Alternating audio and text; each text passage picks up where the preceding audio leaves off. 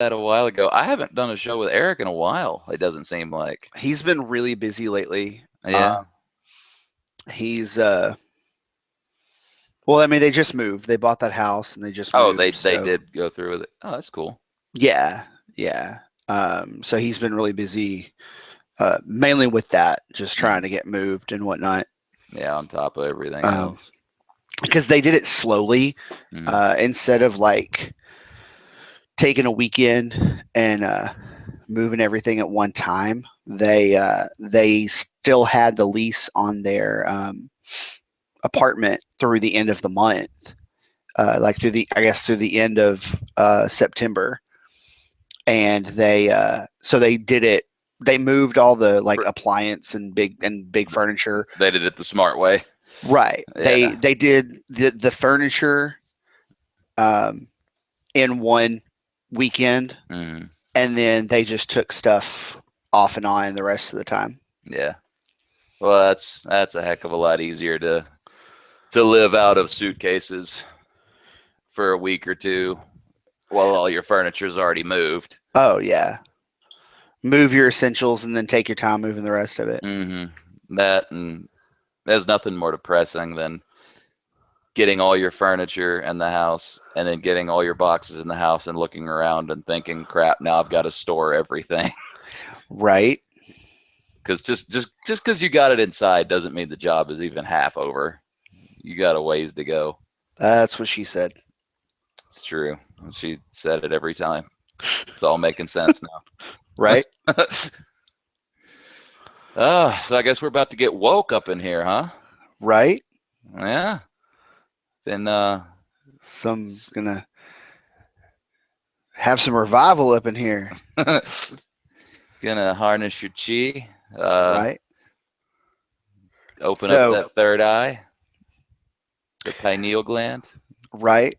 Um, what we were talking about earlier this evening, you asked me where the this Buddhism investigation I've undertaken came from, Yeah. and I went over this with Mikey on the show last week, Mm. and but we'll I'll go a little more in depth here. Um, so I've been following a guy on Twitter. His name's Professor Beach. He's a yeah, it's Professor Beach. Nice. It's BJ Keaton is his name, and he's an English professor um, in Alabama, I believe. And he's just got this funny little voice and funny little accent. And he uh, he started a website called geekfitness.net, and it was chronicling or what is the word I'm looking for? Chronicling. Chronicling. Thank you. He was chronicling his weight loss endeavor, Mm. where he lost like 150 pounds, and he was just it was everyday stuff. It was like fitness tips from just an everyday guy. He wasn't a licensed trainer or anything like that. It was just, hey, this is what worked for me, and this is how I took the things that I'm into and turned them into fitness goals and things like that. Mm-hmm. And so I've been following him for a while, and he started a podcast with his buddy Void, and it's the Geek to Geek podcast. Um, Oh, damn, that's a good name. it is. It's the Geek to Geek podcast. Be careful if you search for it though, because make sure you use the word geek, like the word to, Yeah. because excuse me, geek two, the number 2, Mm-hmm. geek is a dating site. Really? Yes. Um, Is it it's worth it? I mean, is full it? of lies. Oh, is it? Well, I didn't investigate it very much. Right after I decided I wanted to start dating again after the divorce, I literally tried everyone. Mm. That In that was fact, actually the beginning of your journey to becoming a godless heathen. right, it really was. I don't know. I don't know if chemistry is even around anymore, but it was when chemistry first launched, and I don't know if I've ever heard of chemistry. Was that like the early versions of like Match. Well, Match was around, and eHarmony was around, and Chemistry was the new kid on the block, and they had some kind of new system or something like that. But Match I found was really just for hookups. Mm. eHarmony, I don't know. eHarmony, I didn't have any luck off of. But then I found this. I got rejected from. I can't remember which one it was, if it was Match or something like that. I remember I filled out all the. God, it took a while because there was this massive. It was eHarmony then. That was eHarmony. Oh, okay. Yeah, it took. I seriously it was like an hour and a half me filling shit out, and then when I clicked submit, a couple of seconds later, I got this thing saying we have no matches. Yes, it did the exact same thing to me. Fuck! Seriously? Dude, yeah, it did the exact same thing to me. Talk about feeling dejected. Yep. Like your day is bad enough that you're resorting to online dating. Yeah, because this was at a time when, like, now it's really culturally accepted. Right. Oh no, there's people that are like, oh yeah, we met on Match and yeah, blah, blah, blah. But back then, 2000, probably 2008, that was a heavy stigma. Yeah, around that. You if you had to meet somebody online, it's because you were fugly and it's like Revenge of the Nerds. Yeah. The only way the Lambdas agreed to meet with them is because they didn't submit a picture. Yeah.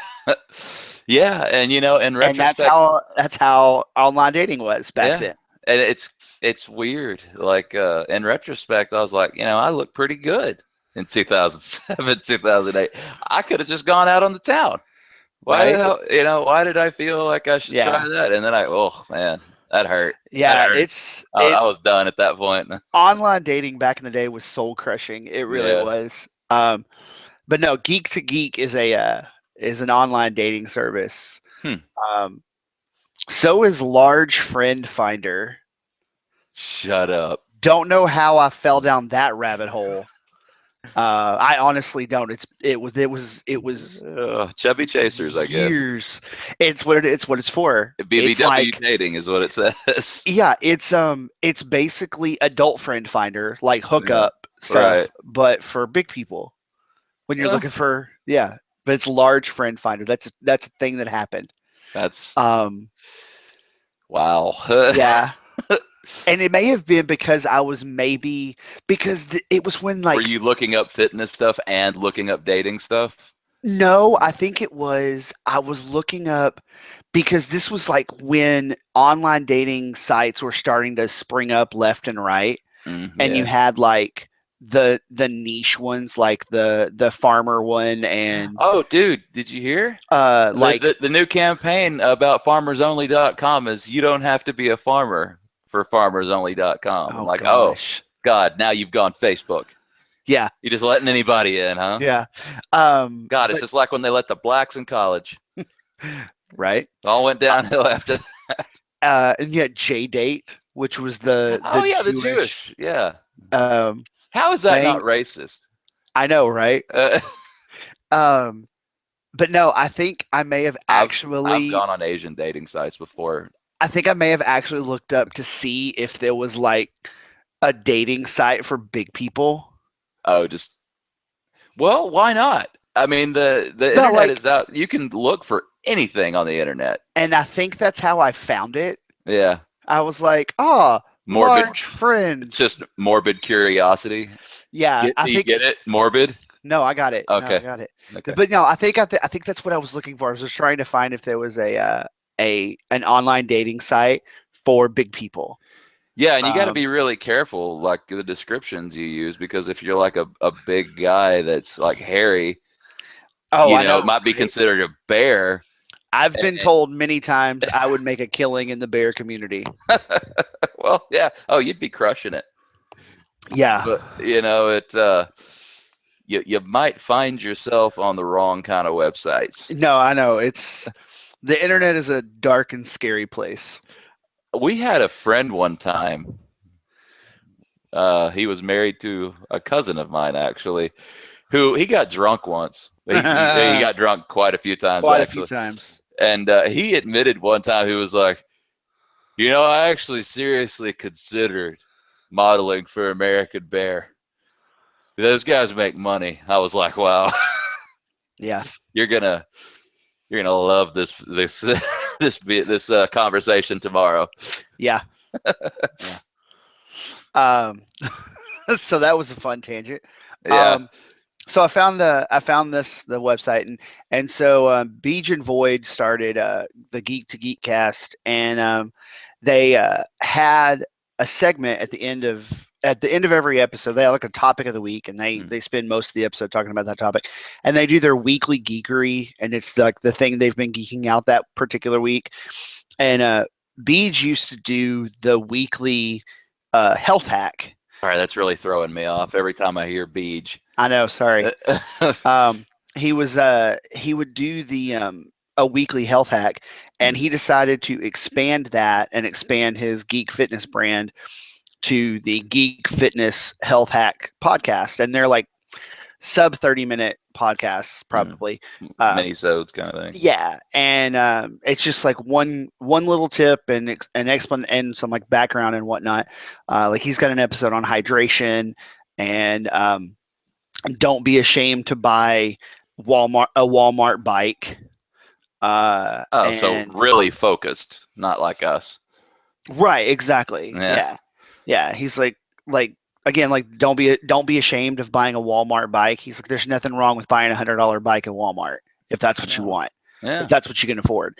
And he's like, and he has an entire thing about. I'd rather have a $100 Huffy from Walmart than one of those $2,000 things that those guys in spandex and sperm helmets. Right? I mean, those things look ridiculous. Yeah. But he has this whole thing about how to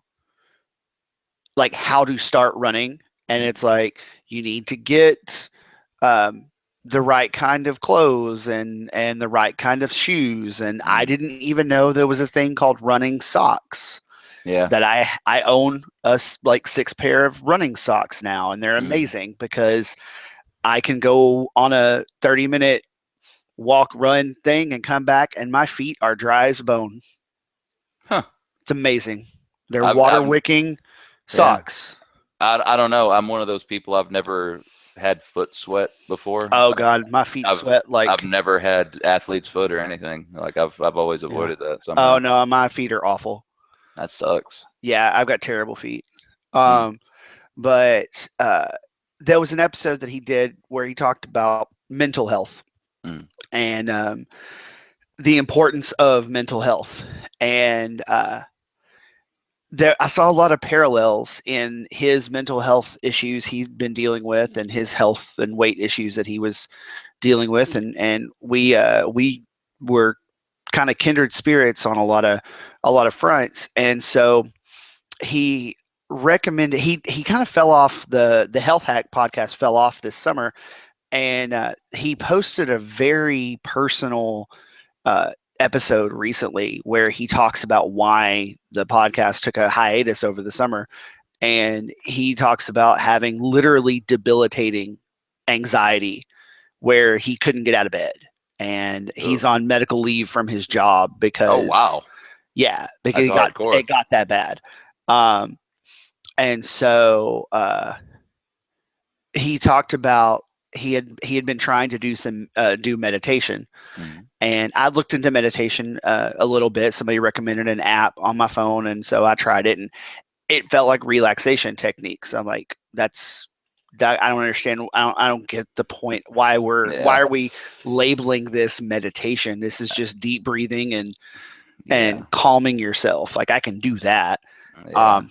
But then I started looking into, based on his suggestion, looking into actual like true meditation. And he is a big fan of a book called 10% Happier. It's a book by Dan Harris, who is an ABC News correspondent, and he was doing the news update on Good Morning America and had a panic attack halfway through like the third story. and just tossed it back to the hosts. And so he went to the doctor and found out what was going on and whatnot. Turns out he had PTSD from covering Operation Iraqi Freedom. Mm. And he was self-medicating with recreational drugs. And Always a good idea. right, and that's what led to him having a panic attack. Mhm. And so he started looking into he did some soul searching, as it were, Yeah. and looking into some things. And this is all lined out in his book. And someone gave him a book by Eckhart Tolle, which is a new age in at Half Price Books. It's in the metaphysics section. That was always my favorite section in Hastings. Yeah, was it's New Age. Yeah, it's the New Age metaphysics section. Is Eckhart Tolle's New World, I think is what it's called. Mm-hmm. And it's Oprah's Book Club approved. So right. So it's made money. Yeah, and he also was reading some of Deepak Chopra. Chopra, yeah. And it was a little. Do you ever mention Ram Dass? I don't think so. That doesn't sound familiar. Yeah, he said it was a little too mystical and a little too woo woo, as he put it. Yeah. But then he came upon Mark Epstein, mm-hmm. and I'm extremely paraphrasing this book, but he comes across Mark Epstein, who talks about Buddhism. Mm-hmm. He's a Buddhist, and about taking Buddhist principles and applying Buddhist principles such as meditation and for mental health. He is a licensed psychiatrist. He's a psychotherapist who uses Buddhist meditation as one of the cornerstones of his psychotherapy. And that's what all of his books are about. Is make a note of something real quick. Buddhism and psychotherapy. All of his books are about the correlation between Buddhism and psychotherapy, and how one helps the other. And a lot of his is about the removal of self. Mm-hmm. Because when we as a species are so narcissistic, even if you're not narcissistic, we are still as a species. Because think of in the introduction to this book, I'm reading a book, Mark Epstein's book, Going to Pieces Without Falling Apart, and in the introduction he talks about the everyone's obsession with self. The illusion of self. Yeah. And he's like, think about all of the words that we use that have self in them. Mm-hmm. Self-confidence, self-esteem, self-worth, self-image. Yeah. And it's self. We're so narcissistic and obsessed with ourselves. And that's where he comes from on the yeah. Well, it's the concept of the id. Right. You can watch, if you have two babies and one rattle, and you set the rattle in the middle of the room, the babies will fight over it. Right. That they are not fully conscious beings as we recognize them. They are in truly the most base state a human can be in, and it's in conflict out of selfishness. Yeah. I mean, that's what we are, Yeah. And so he did an interview with Mark Epstein and started talking to him about meditation, and he was trying, he was taking the first steps toward learning about meditation and starting the practice and whatnot. And he encouraged him to attend a meditation retreat hosted by from what I can tell, the foremost authority on Western Buddhism and insight meditation, and Joseph Goldstein. And he's like, I don't think I want to go I don't want to go namaste for 10 days. Namaste there for 10 days. Yeah. You don't want to be a hippie, and you don't want to go the other way and turn into Manson. Right, exactly. It's Well, kind of he like had, those people that dropped acid too many times and found Jesus. yeah, You know? yeah. Didn't even know what he was missing. Yeah, Um, yeah. Found him. right, and That's so, a cool bro. yeah, Black guy. who knew?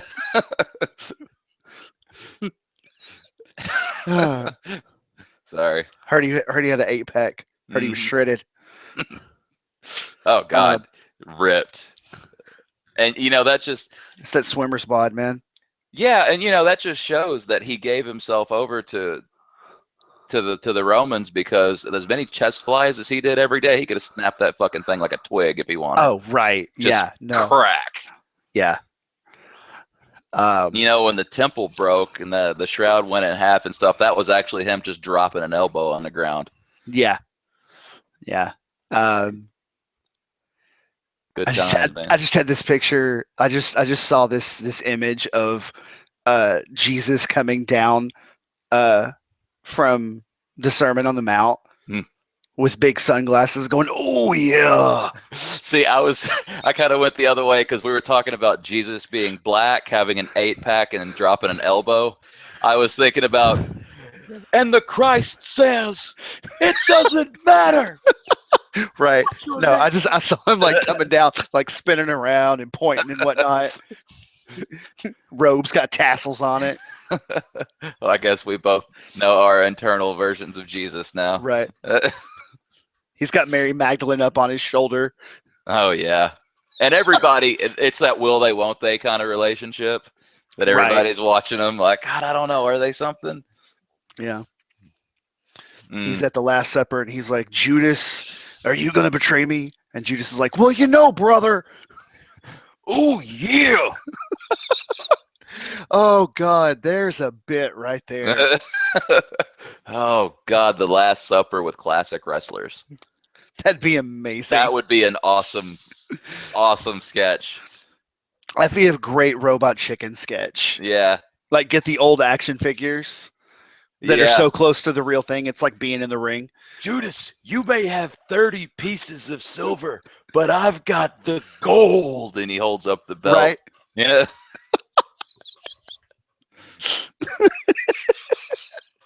Oh God, why doesn't the world know how talented we are? Oh God.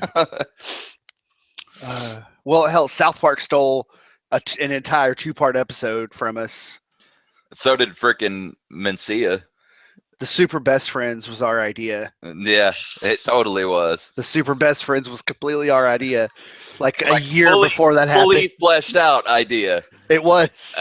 I mean, and then we saw it on South Park like a year later. Yeah, because it just, full disclosure, everyone, Chris and I used to be vicious smokers.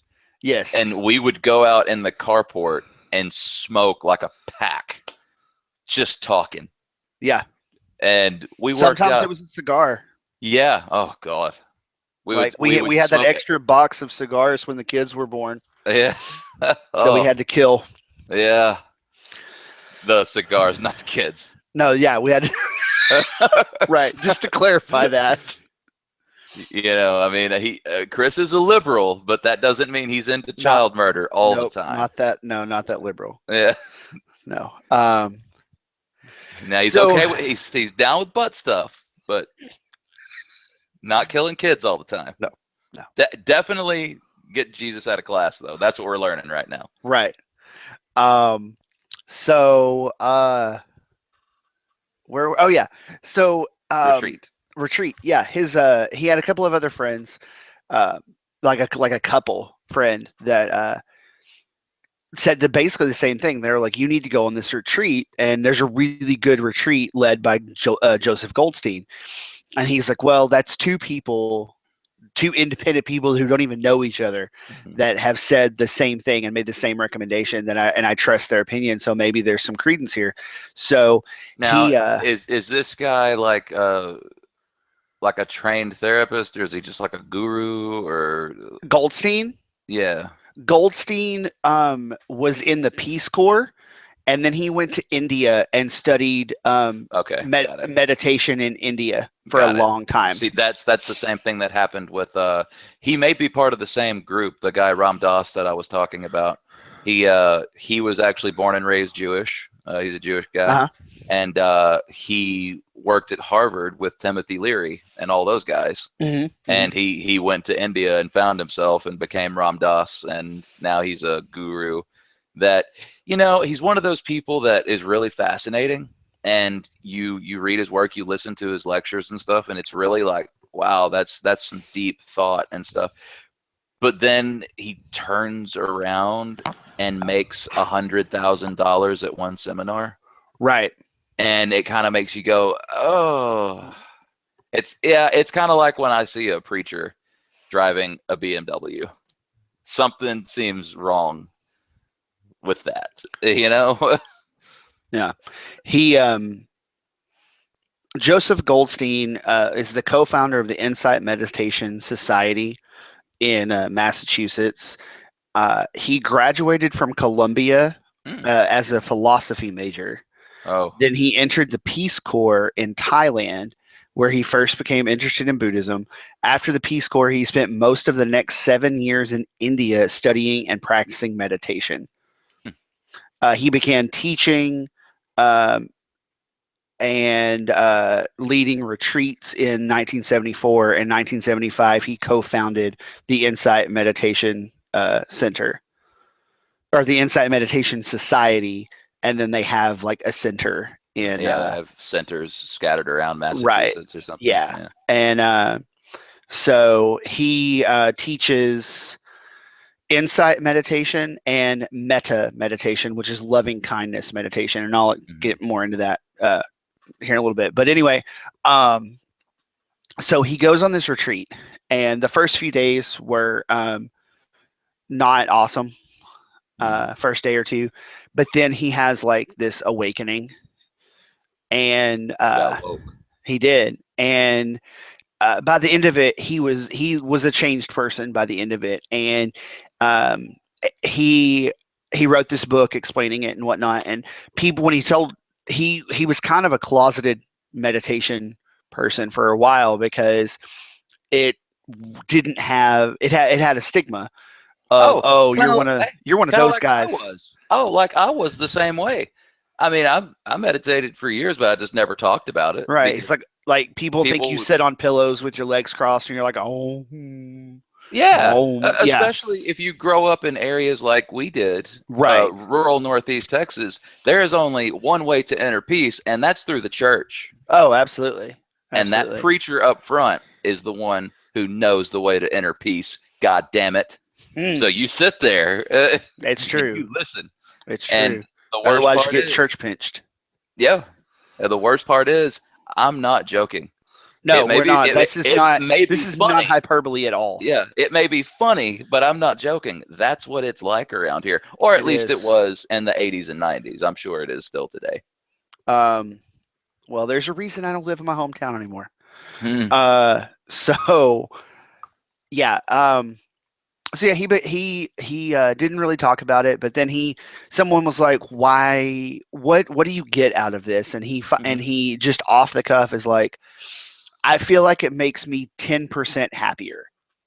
Yeah, and that's where he got the catchphrase, "the 10% happier." And through ABC News has embraced this with him, and they have a podcast where through his connections of being a correspondent on ABC News, he has started this podcast, and he's interviewed all kinds of different people that meditate. Like the first episode of his podcast, he interviews the lead singer of Weezer. Oh, very chill dude. Oh, very chill dude. Like super chill. He's awesome. Yeah, I like that guy. God, I can't think of his name right now for some reason. Give me a second, and I'll pull up the list of guests, and I'll tell you. But yeah, he interviews the lead singer of Weezer in his first episode. There is anybody out there that's interested in comedy, like the way I was about to say my style of comedy. That sounds just ridiculous to say that. People that kind of talk like me and stuff. There's a comedian named Duncan Trussell who has a podcast called the Duncan Trussell Family Hour, and it is fantastic. He is the person that introduced me to Ram Dass. He is very close friends with Joe Rogan, Ari Shaffir, that group of comedians, from that West Coast comedy groups. Right. And, around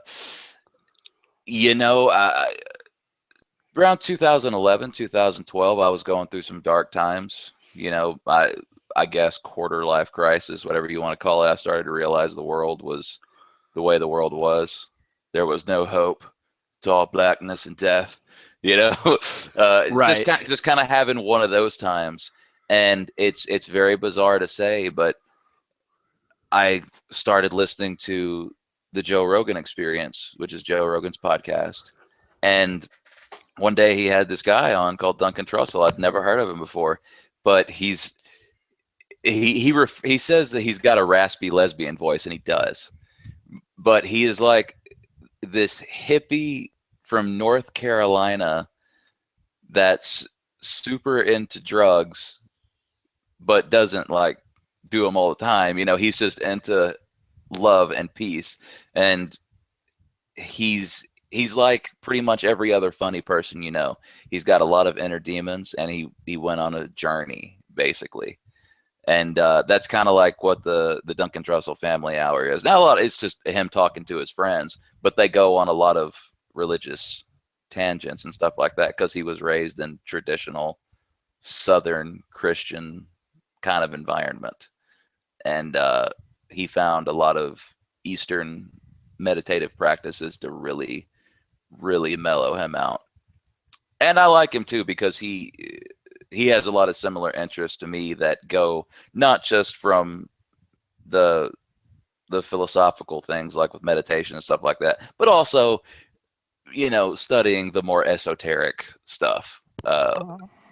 Did you just fart into the microphone? No, I moved my microphone. Okay.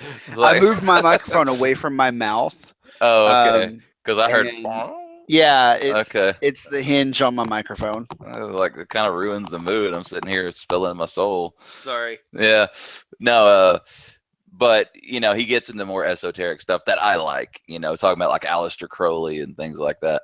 But yeah, I'm just throwing that name out there. Anybody that's into comedy and stuff like that, Duncan Trussell Family Hour, definitely check him out. Rivers Cuomo is the lead singer. Rivers Cuomo, yeah, of Weezer.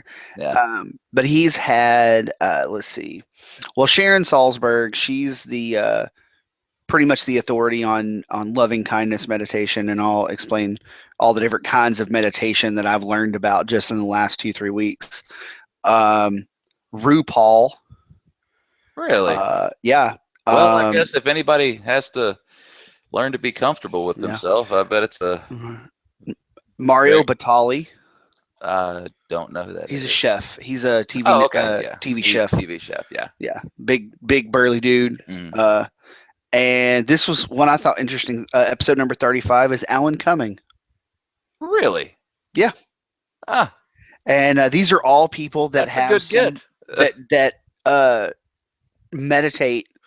Like that's part of who they are. Is they are practicing meditators. And so yeah, I've just been slowly working my way. I mean, there's almost 50 episodes. I've just been slowly working my way through the different ones. But yeah, I mean, it's just it. Like what happened with me is I have parasomnia, which all that means is it's just a broad umbrella term for messed up sleeping patterns. Like you remember, dude, I used to be awake for days on end. Oh yeah. And then I would crash for 16 hours, and then I'd be awake for 4 days. And you're not supposed to do that. No. And that's not normal. You'll go to some dark places. Yeah, and it kind of through it. There's a lot of side effects to parasomnia, and one of them is sleep paralysis. And it's a very terrifying thing. If it's ever happened to you, it's where you wake up, but your body doesn't, and you're paralyzed. And a lot of times you'll see shadow figures, you'll hear voices. You'll feel like something is sitting on your chest, pushing you down. And as you know, I kind of refer to that time as my dark night of the soul. which is a term you hear tossed around a lot in meditative practices, where it's somebody that's wanting to do better and they're working for it, but it's not getting them anywhere. And you're searching for that dawn, you know? And I can remember it like it was yesterday. I was laying down and it was middle of the night, and then all of a sudden I had that paralysis fall on me, and I was laying on my stomach, and I felt something sitting on my back, and I could hear it breathing and like speaking and stuff, and I was able to crank my neck around too much. And up until this point, anytime it had happened, I would say, I rebuke you in the name of Jesus. You know, that's how I would try and fight it off. Um, but this time was different. This time I broke through something, because when it happened, I cranked my neck around to look back towards it, and I was able to get out the words, "I'm not afraid of you." And all of a sudden my body woke up. Like the second I said that out loud, I was awake. My body was I don't think I've ever told this story on the air before. I've never heard this story. Yeah, no, this well, this is one of those aspects of my life that you don't go around just throwing the information around, except in certain circles in our part of the world. Um, because I love Northeast Texas, don't get me wrong, but if you talk about a lot of stuff like this, people are going to look at you cockeyed, you know. That's true. But yeah, that's what really got me into meditation and stuff like that, because when I broke through that, the fear was gone, but something very strange happened.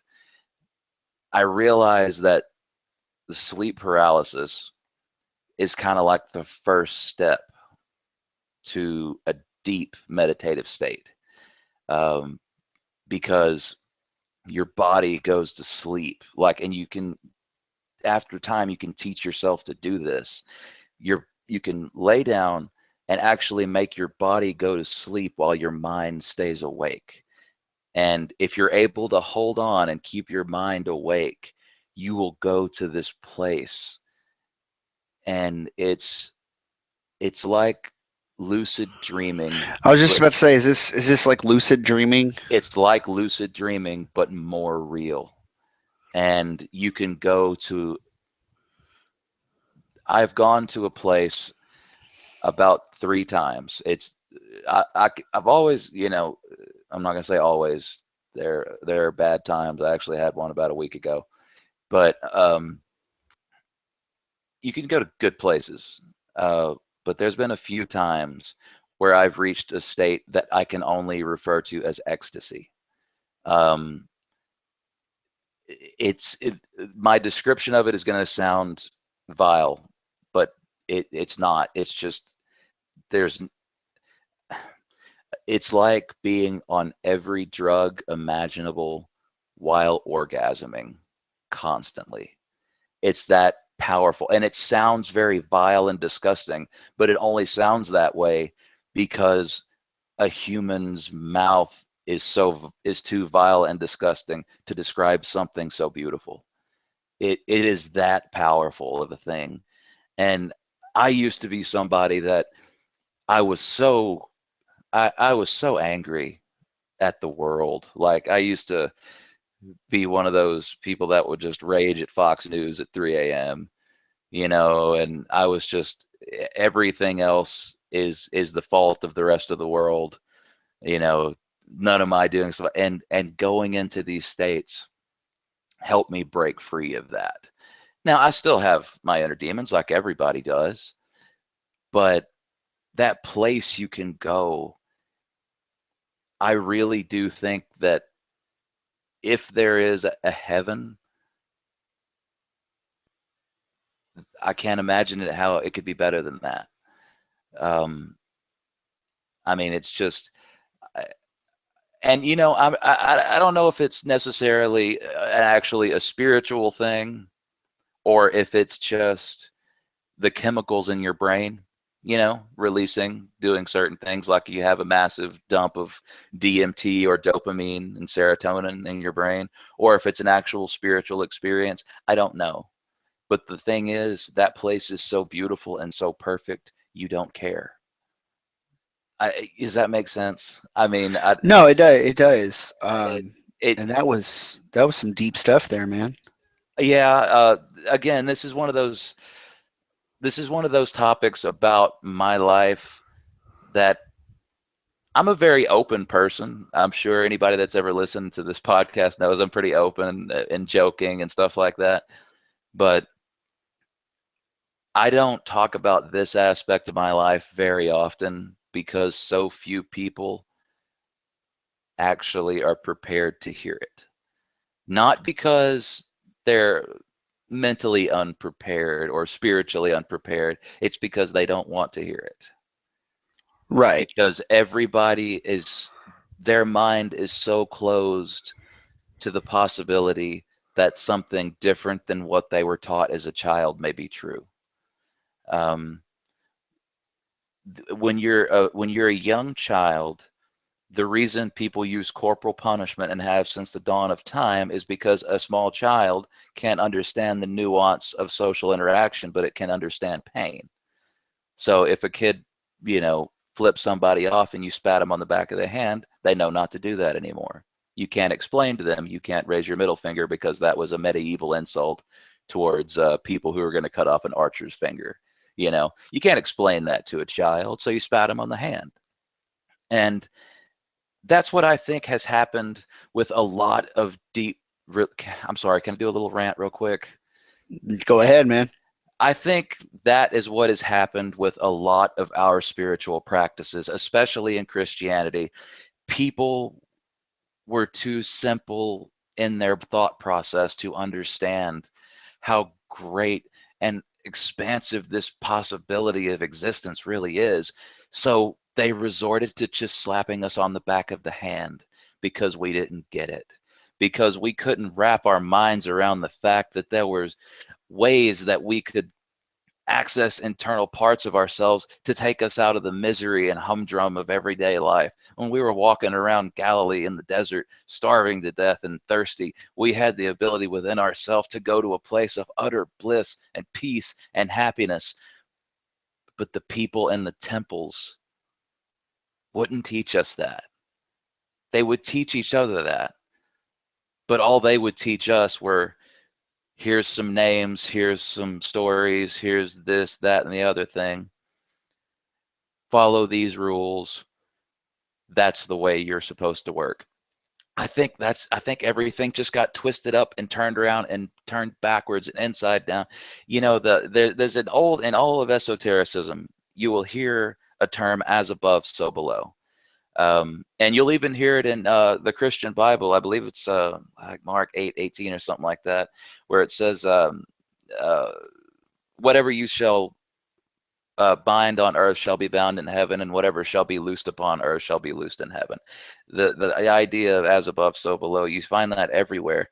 And it's, oh God, I'm so sorry. This is why I don't.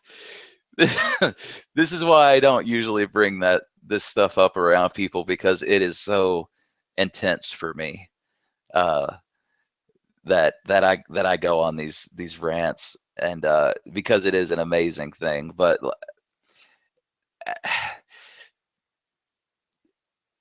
people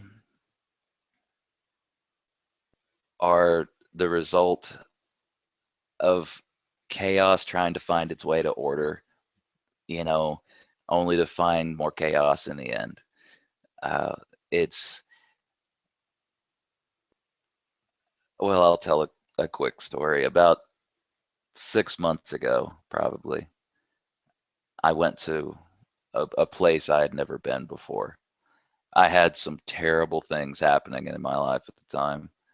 It's just, and I laid down in bed one night, and it wasn't even intentional. I laid down, and then I started getting a tingling sensation in my chest, and I thought, oh, here we go. We're gonna have one of those nights. Because when it happens on its own, you can feel it coming hour in advance sometimes. And I went to this place that it changed my life forever. What happened to me just a few months ago changed my life forever. I went to a place where there was truly nothing but me. Absolutely nothing. There was no light. There was no darkness. There was no matter. There was no antimatter. There was nothing. There was just me. And then it exploded. It was the best way I can describe it is the Big Bang. I watched the universe create itself. I watched quasars collapsing. I watched galaxies forming. I could feel the life forms, each and every individual life form on each and every individual body of planets. I could feel every piece of life in existence. I could feel them being birthed. I could feel them dying. I could feel their love. I could feel their hatred. I felt creation and destruction all at the same time. And that's when I realized I am nothing. I am nothing compared to the gigantic, just insurmountable universe that's out there. I am absolutely nothing, because when you think about death, you think about things being over. It's not over. It's not over at all. Your body will disintegrate. You will turn into soil, which will turn into plants, which will be eaten by animals, which will go and create more animals, will eat the plants and die, and will re-enter this circle of life that's been going on for 14.1 billion years. You are not in your 20s. You're not in your 30s. You are 14 billion years old. And we've all been there together since the very beginning. How on earth could you ever have hatred in your heart for someone you have known and loved since the dawn of existence? And how could you ever be so selfish? I'm about to cry. How could you ever be so selfish as to say, why me, when you are just a passing instant? You're nothing. Think about where you're sitting right now. Beneath you, there is a rock that has been in that state for 50 million years. But to you, it's just a pebble underfoot. And how important are you? You've only been here a couple of decades. Shame on you. Shame on you for being so selfish, for that stone that has been there unmoved since the dinosaurs walked the earth. Think about that, man. Think about that place where you can realize that you can go there. And I don't know if it's an actual spiritual thing or if it's just chemicals in your brain firing off. I don't know, and I don't care. It doesn't matter, because it gave me my realization that my place in the universe is just that, the universe. We are all for one, one for all. We're all made of the same things because we all came from the same place, and we're all going to the same place, and we get to go on this awesome journey together. How great is that? Okay, I'm sorry. I'll step back. You can tell this is a really powerful thing for me. And I don't go around talking about it because of that. People don't like, I don't want to weird people out. Uh, I don't want to weird people out by saying things like that. And a lot of people will be weirded out because, again, they were slapped on the wrist as a child. They were structured. So they have a visceral, Pavlovian reaction to something other than the doctrines they were taught as a child. When I first came across this stuff in my life, it was like, I never heard about this in the Church of Christ, never once. And you talk to somebody in the local Baptist church about this, they're going to look at you like you're weird, or worse, they're going to look at you like you're satanic or some witch or something like that. It's like, no, no, there's nothing evil about experiencing the existence of all, you know? Okay, I'm going to stop. I'm going to let you go now. Because I don't know how long that rant was. I'm so sorry, guys. No, it's fine. There was a moment there that I won't not to make light of your No, that's fine. You could. That's what I'm saying. You could go to and guys in comments rip me. I don't care. Like you could say what you want. How high are you right now? I'm not. I haven't had anything. Like I'm drinking water. That's what I'm saying. That like- place. That place. That's. I'm not too nerdy for TV. Industries does not advocate drug use. Drugs are a shortcut to that place. And you can find that you're talking about Eastern practices right now. Yoga, I was going to say yogis, people who do yoga, right. the actual practitioners. What a lot of people don't realize is one of the biggest parts of yoga, like true pure yoga, is eating a lot of hash before you start doing those stretches and poses. And that's part of it. It's another, it's a way of helping you get there. It's a stepping stone, because not everybody can just access those chemicals in their brain or whatever, that's why, okay, cannabis is made to look evil, but it's really not, but it can be abused. Tobacco in its natural form is not that bad for you. It's the chemicals they shoot into it, Right. And chocolate, natural chocolate, not milk chocolate and the stuff we have now, is actually healthy and gets you high. So all of these things that were once sacred have now been bastardized and mass produced, which to me is kind of like organized religion. These things that used to be beautiful and sacred to our ancestors when we were walking in the forest have been bastardized and misused for profit. That's profit with money signs, not profit the other spelling. Right. Okay, damn, I'm gonna let you talk now.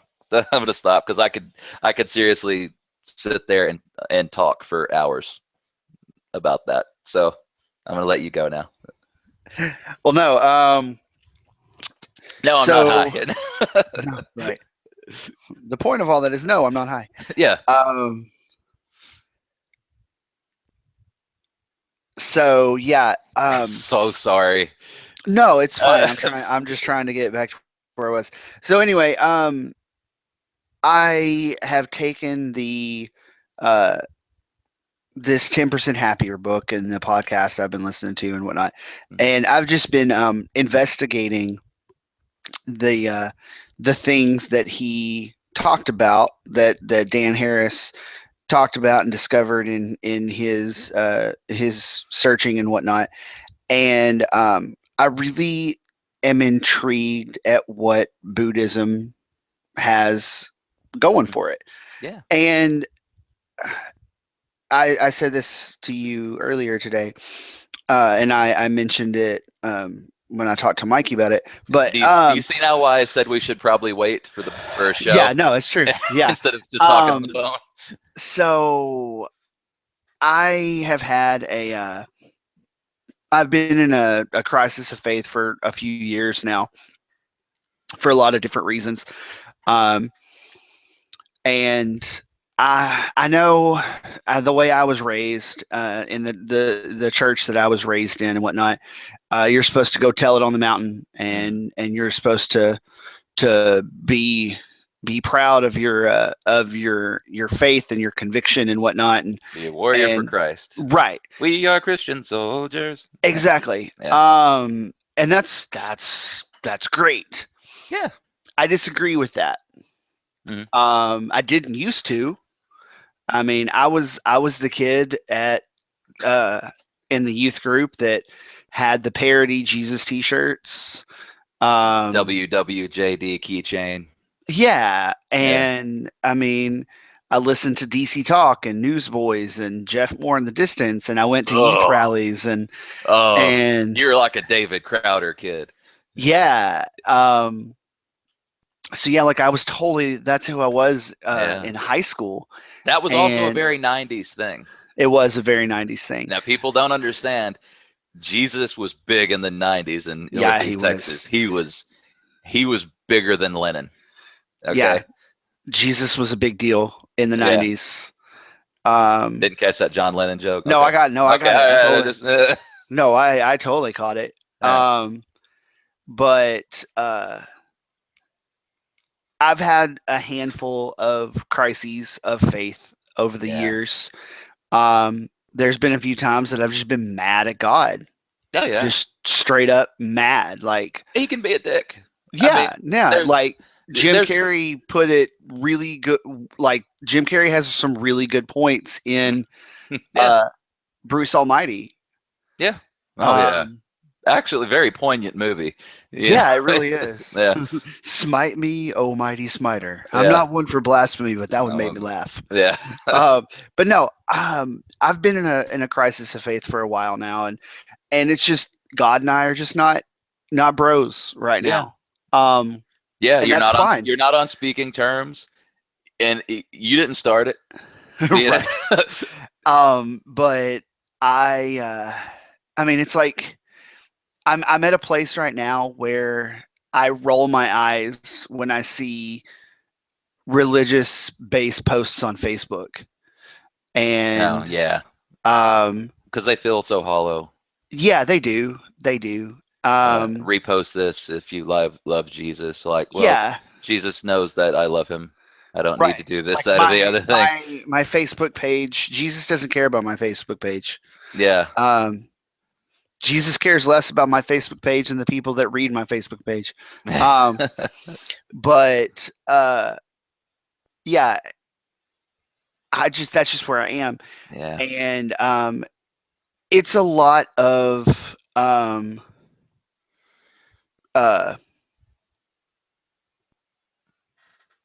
hold on. That was weird. See a ghost? No, James just sent me a weird text message. Did he have a come to Jesus moment? He may have. God, But no, how weird would that be if he sent you a text saying, "Daddy, I want to talk about Jesus"? I know, right? Be like bad times, son. Don't No, we'd send him an invite. Exactly. That'd be greatness. God, blow his mind. Like if he would have heard what I just said. Oh, he would have tuned you out a long time ago. But no, anyway, I'm not I'm my relationship with God is between me and God. Like I'm of the opinion it's nobody else's business. That's a private personal relationship for me. Yeah. And I don't want to share that, and I don't want to talk about it, and I don't want to go tell it on the mountain. It's your journey. Nobody else's. Right. And if people want to pray for my soul, that's fine. If that's what helps you, then by all means, please pray for my soul. But I don't need that right now. But at the same time, I am not exploring Buddhism as a means of filling a void or replacing God. My belief system is still firmly intact. I don't hold the same beliefs of the people I grew up with spiritually. Specifically, like culturally, right now, on the whole homosexuality issue, I am completely at odds. Full gay with my parents. Yeah, right. No, I I'm thought, I thought, completely I thought this was all your big coming out episode. no, I'm completely at odds with my parents on the topic. Yeah, And it's not like we fight about it. It's just um I they have old beliefs about it, and they got a spat on the back of the hand. I don't share that belief. Yeah. And I'm just trying to reconcile Yeah. how I see the world now with how I was raised to see the world. Yeah. And everything like that. But my investigation of Buddhism and whatnot is purely secular. Yeah. It is not religious in any way, shape, or form. You know, the worst part of it, though, Chris, is you actually feel like you have to say that. Oh, I know. Yeah, that I have to defend it. Yeah. There's an author, Stephen Batchelor, and the only reason I know his name is because I'm looking at the list right here on Amazon. Stephen Batchelor is an author, and he writes about secular Buddhism. And he has three main books. What I did was I went to the author page on Amazon for all of the recommended reading authors, and took the first 3 books on the list. And there's 3 particular books here. One is called Buddhism Without Belief: A Contemporary Guide to ... I don't know what that. Hold on, I got to pull up to Awakening. Sorry, Buddhism Without Belief: A Contemporary Guide to Awakening. There's another one, After Buddhism: Rethinking Dharma for the Secular Age. Almost said sexual. Secular Age, and then Confessions of a Buddhist Atheist, which I guess that would be the starting point to get where he's coming from. Right. But it's about secular Buddhism, philosophical Buddhism. Right. And it doesn't. I don't think these are so much about the meditation part of it. I think it's more the belief system part of it. But I have found there's several different types of Eastern based meditation. There's mindfulness or insight meditation, where you are just aware of what's going on. It's just it's mindful. They call it mindfulness because you're mindful of everything that's going on. Like the guided meditation that I've been doing, it's there. Dan Harris has a meditation app called 10% Happier, and the guided meditations are done by Joseph Goldstein, and he's a very interesting voice, a very wise and learned voice. Yeah. When you listen to him, and he talks about sounds like a professor kind of thing. Yeah, like he talks about sitting and know that you're sitting, and full mindfulness, like yes, like sit and know recognize that your toes are touching the ground. Yes, and that your feet are. And what does it feel? What does it feel like to be sitting? And then you focus on the breath. That's where you always start. You focus on the breath, and you close your eyes and you relax the eyes. You relax the shoulders. You relax your core and everything. And he's like, focus on the breath. And I have a hard time starting out. It's making like I'm hyper aware of the breath, and he's like, don't force it. Just let the breath do what it wants to do. Just be aware of what it's doing. Well, I have found that that I'm trying too hard to let the breath come, and I stop breathing. Okay. You're giving yourself apnea or whatever it's called. I'm like, I'm trying. I don't want to be like deep breath in, deep breath out, and like force it, like relaxation breathing. I'm trying to just. Are you talking about the kind of breathing where you take it in really slow over a minute and then release it really slow over? Yeah, a minute? And so I'm trying not to force the breath and do the relaxation breathing or anything like that. And I'm just trying to breathe normally, but when you're hyper aware of it, I'm like, okay, I'm going to breathe normally. You realize just how important breath is. I'm like, okay, I'm trying not to force I'm not breathing right now. So But he's like, Yeah, focus on, that next breath starts feeling real good yeah, after a yeah. while. And it's like, focus on what the air coming in through the nostrils feels like. And Yeah. he's like, focus on whatever grabs your attention. If it's the rising of your stomach, if it's the rising of the chest, whatever part that becomes that you become aware of, Mhm. be aware of it. All right. And when your mind starts to wander, Mhm. recognize that your mind wanders, and then start over and come back and focus on the breath. Yeah. And you don't beat yourself up, because your mind is going to wander. Your Yeah. mind is like somebody with the world's largest remote control just Mhm. channel surfing. Yeah. And Well, that's all prayer beads are for. right, They're a focal point. right. You And know, like that's something that's been lost in the Catholic Rosary in the last few centuries. Now it's just a series of words you're saying as you're going through those beads, but originally they were for meditation, focusing right. on the beads, and going to that place. um so there's the uh was oh yeah, that whenever a thought comes into your head, like Hmm. if like something, if you're having a bad day and something that's made you mad comes into your head, Hmm. recognize that's what anger feels like, Oh yeah. Oh and dude. then go back to then start over, go back and focus on the breath. And Oh yeah. it's I being don't want. aware of every Yeah. emotion, everything you're feeling. And it's he talks about just making a soft mental note. It's like, Mhm. okay, I'm mad right now. This is what it feels like when I'm mad.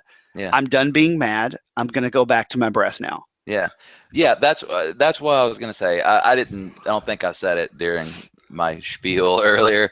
I don't want anybody to think that I am free of having a bad day at all. I'm a human being. If some shit goes down, I'm like, fuck this day.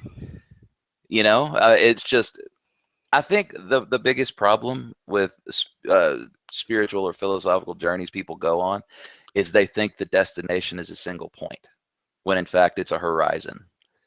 You're going in that direction, but you have an entire horizon, not a single point. And uh, it's not going to be, every day is not going to be perfect. If you have a bad day, you've just got this new horizon to look at and go, I'm going to go over here now. Okay, this new obstacle's in my path. I'm going to go over here now. It's opening yourself up. It's not closing yourself off. Uh, and that's all anger does, to me anyway. And like I have a form of panic attack that happens rarely, but it's kind of classified as an anger attack because it triggers the same fight or flight thing that a panic attack does, but it manifests in anger. See, that's what my anxiety attacks Exactly. are. Yeah. It's like I want to flip the Right. table. Yeah. It And doesn't manifest and I feel like running. It manifests and I mhm, feel like fighting this out. yeah, and it's And like yeah, and instantaneous. yeah, yeah, You go from zero to to murder. Hulk. Yeah. And I mean, you Hulk out. That's Yeah. a good analogy. Yeah. It's like the Viking berserker kind of thing. Right. Like he was fine 1 second and then he just put a war axe in that guy. Yeah. But it's really an interesting thing that you're doing. I will say that it's it's hard to let go of the structure that you were raised in. That's the hardest part for me anyway. Like I still call myself a Christian nominally. Right. Like I consider myself a spiritual Christian mystic. Spiritual in my belief that we're surrounded by forces that are constantly guiding us through this existence. I'm a Christian in the fact that culturally that's the way I was raised, so that's the archetypes my mind will work with. But I'm a mystic in my belief that I don't need a church telling me how to get there. That God is my father and I can talk to my dad any damn time I want and I don't need anybody standing at the door. keeping me away Right. from him. You know. Right. Well, the other types of meditation that are specifically discussed in what I've been looking at are mantra Hmm. or transcendental Yeah, meditation. that's really Um, popular. and with mantra meditation, it's Hare Krishna, Hare you're Krishna, Hare Krishna. right. Yeah. You're given a word. Hmm. And Deepak Chopra does a lot of mantra meditation. You're given a word, and you're supposed the focus of your meditation is supposed to be that word, Hmm. and you say that word to yourself as you breathe in, and you say that word to yourself as you breathe out, Yeah. and Bush told us about that. Breathe in, breathe out, breathe. um, What that song was about, right? that Meditation. was absolutely what it's Uh, about. But yeah, no, so you have your word that you're focused on, and that is the focus of your meditation is that word. mhm. The other kind that I'm actually looking into, I'm not looking into mantra very much. I'm focusing more on the mindfulness and insight meditation, and then partnered with loving kindness meditation, Mhm. or metta, which is METTA, Right. metta meditation, and it's Yeah, because meditation, it does sound kind of it's it very sounds very LA. Just yeah, just because when you hear the word meta, you think like yeah, you know. and it's I don't it's guess I'm very familiar with meta meditation. okay. It sounds very sugary sweet. Hmm. But what loving kindness meditation is you start with yourself Hmm. and you work your way out. You start with yourself and then a loved one, and they recommend not someone you're attracted to because then it becomes a little self-serving. Yeah. But it's your choice. If Right. you want it to be toward a significant other, that's Hmm. what. And it's living beings. It can be a cat. It can be a dog. So like It doesn't it matter what it is. Like I love the shit out of that cricket. right, exactly. And so you start with yourself and you work your way out. And so you have like yourself, then a loved one, then a friend, then an acquaintance, Hmm. an enemy, and then eventually all living beings. And by Right. enemy, I just mean someone that An you adversary. don't necessarily get along with. Right. You're And opposite. right, It's you the yin you versus the yang, all that. you picture them.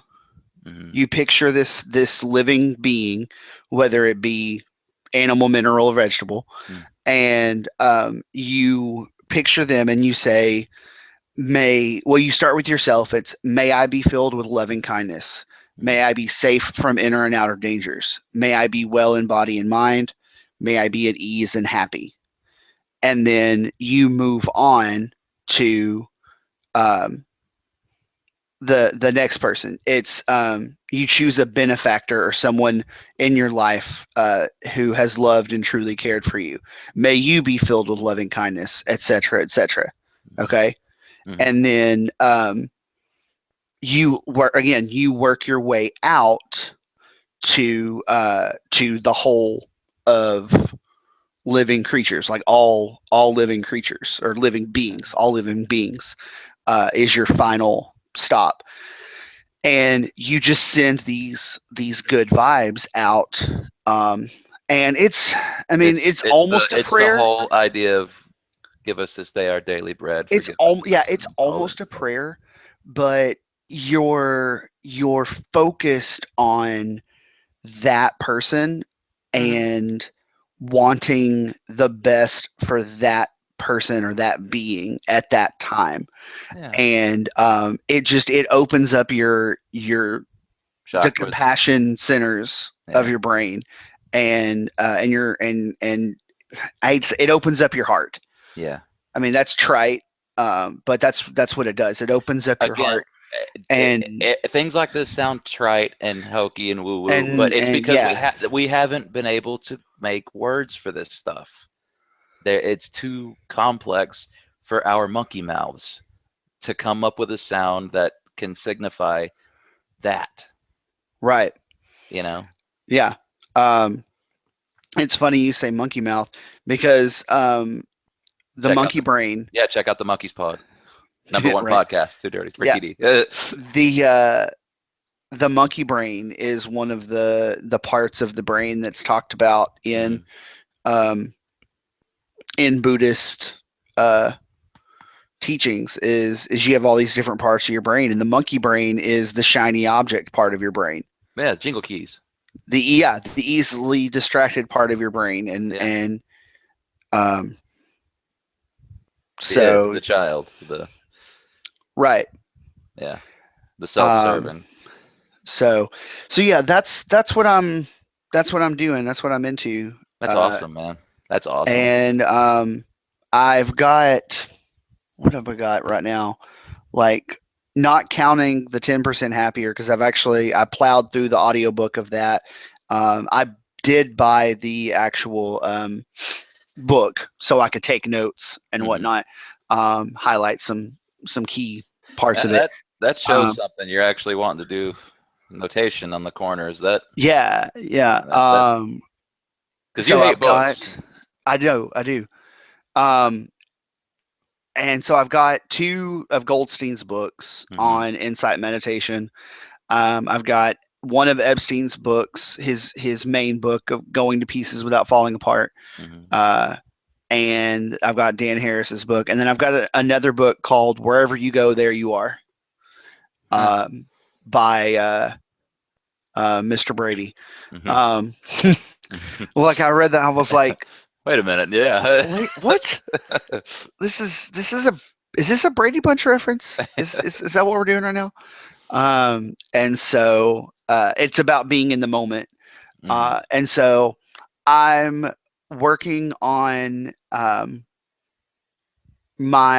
focusing on my mental health. That's my focus right now. And I'm trying to unplug and not be so plugged into my phone and the web and whatnot. That's difficult. I recognize that it is a bit of an addiction, because it's a boredom thing, I guess. But I'm trying to replace the compulsion to check Twitter and Facebook all the time with reading these. The internet is like books. The internet's the same as a food addict. The internet has become something you need the same way you need food. So a food addict is fucked because they need food to survive, but they don't know how to stop eating. Right. And you need the internet to survive in the modern world, in the civilized society, quote unquote civilized society. But you don't know when to stop. And step 1, get off Facebook. Oh, I know. Facebook is terrible. Facebook. That's one of the best decisions of my life. And it all occurred round about the same time that I made that transition, around 2012. That's when I stepped away from all that stuff and started this. And I want to say something real quick. If I turned anybody off earlier with my long thing that I went into with my experience and whatnot, I'm terribly sorry. I don't like going around doing that because I know what it's like to have a Jesus freak talking to me about the Lord in this wild and excited way, and I'm just sitting there thinking, Jesus Christ, shut the fuck up. I've heard this. So if I turned you off, my bad.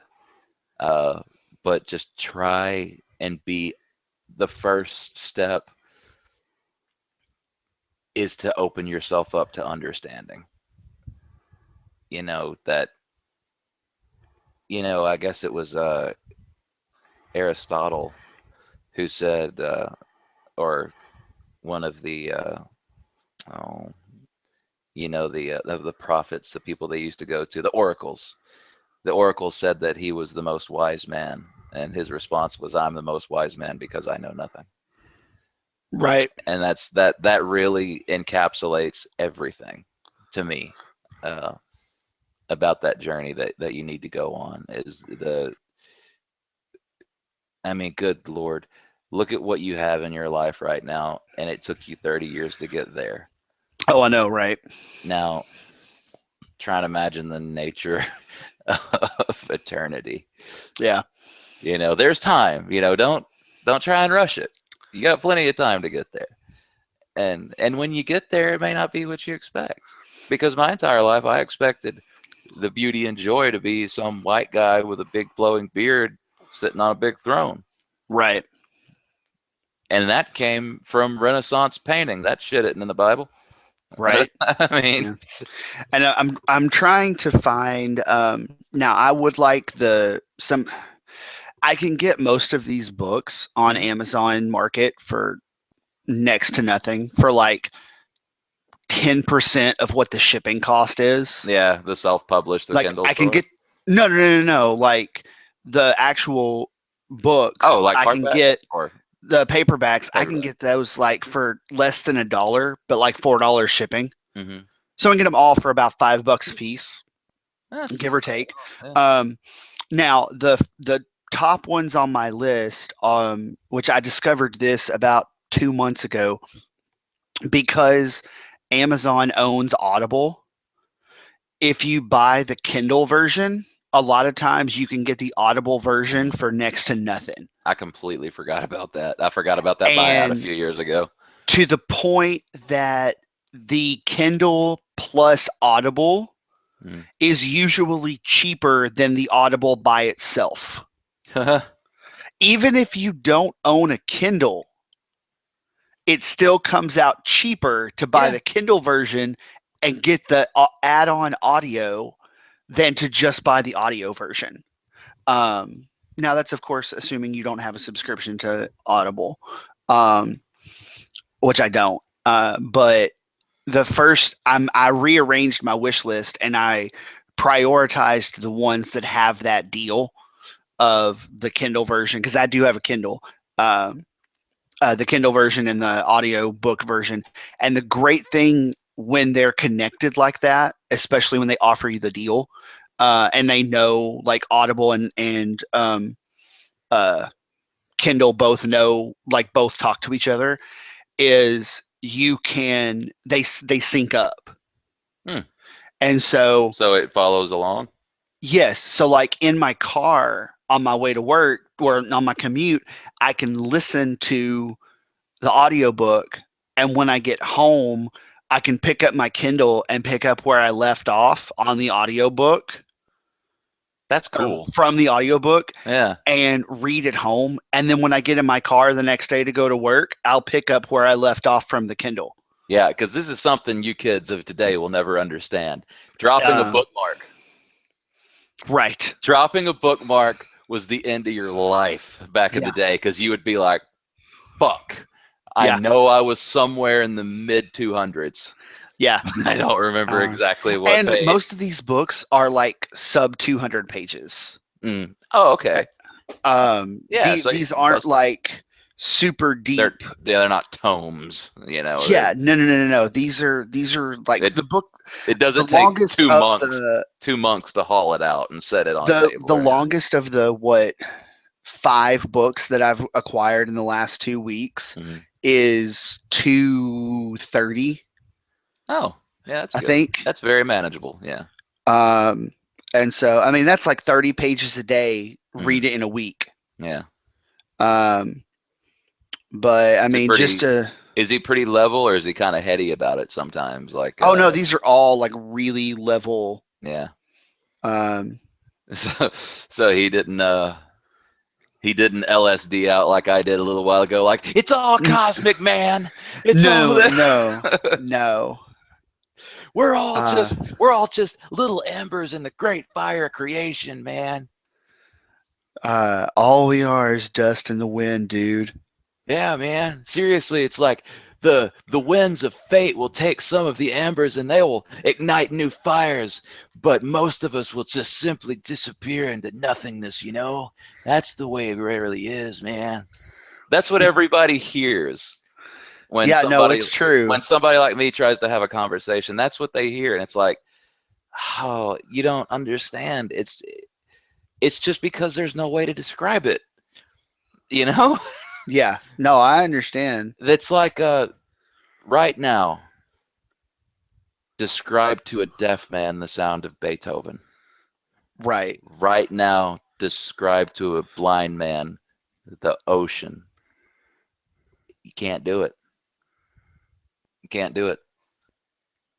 I mean, there are animals like snakes that can see heat. I can't imagine having to even try and deal with that. Oh, I know, right?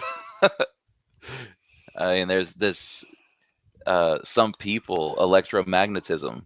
Some people are more susceptible to that, and they'll get sick if they're around control boxes for too long. You Yep. know, it's crazy. It's a crazy ass universe. But we're all riding together on spaceship Earth, brother. Right. But I So, think this is really great. I think this is really awesome. It's something that you can do, uh, and it's one of those things that it's all you, man. yeah. It's all you. There's you can look for advice, but don't let that advice influence your decisions. It's your journey. You can look at the road signs, be like, that looks like a good direction to go. If you decide to go that way, sweet. But don't go that way because somebody told you to, you know? Right. Right. So, Shit, I went deep again. My bad. oh. Hey, dude, All right. all right, screw it, guys. We're going to do a lot of drugs. We're going to start a cult. Right. Yeah. You're all officially initiated into the Nerdites. Congratulations. I'll make the Kool-Aid. Yeah. So, well, this was interesting. This was a It really was. it went off on some places, but it was fun. Yeah. I bet that was a different direction than what we probably originally intended. Hey, But what are you gonna do? Just keep on keeping on. Right? Namaste. Yeah.